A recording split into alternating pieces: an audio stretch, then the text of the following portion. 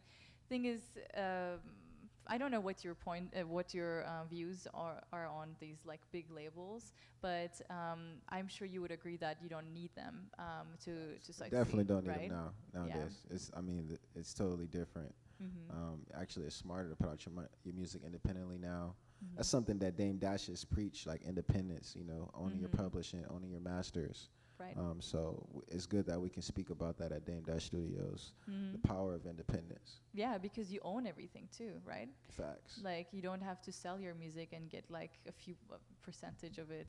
I have some friends who signed, but the deal wasn't at all a good business from what I saw, and it seems like a lot of labels are exploiting artists, even streaming sites, to be honest, I would say. But yeah.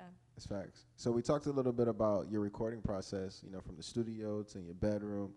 What's your recording process like, playing an instrument like a piano? And Mhm. Um, well, the recording process is very, how can I say, it's a bit difficult for piano because you don't always get good pianos wherever you go. So it's very hard to record on a good one. And I was lucky to have a sponsor in the States, Kawaii Pianos. They send me pianos wherever I want, and that has been like the biggest help I've ever gotten, to be honest.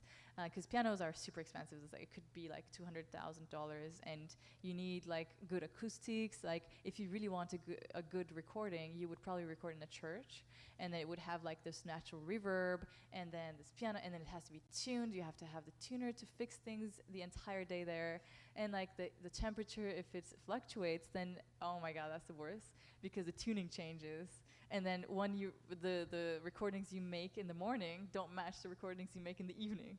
It's ridiculous. You would like, yeah. So it drives me mad. To be honest, I'm just hoping maybe at some point I can transition into like samples, like using samples so that I can produce more, and because this limits my production currently. Like to get the engineer, to get the piano, to get the church, and then like it's very expensive and it just takes a lot of effort.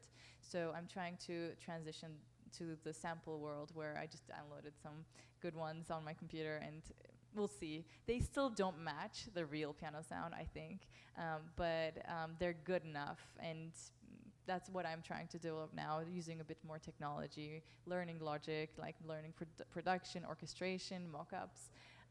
And eventually I would like to have the show as a soundtrack, but without the movie, so that it would be very dramatic with effects, with backing tracks, Yeah. well, I'm excited to hear that soundtrack. I'm sure everybody else that's listening is excited to hear it too. Let people know where they can hear your Yeah. next project. Mm-hmm. And I know you got a North America tour coming up, so let them know about those dates. Where can they find you performing at? Thank you. Yeah. So actually, I will be performing at Summit Series in November. It's unfortunately a closed project, but I mean, it's not public, but it's sort of like TED Talks, very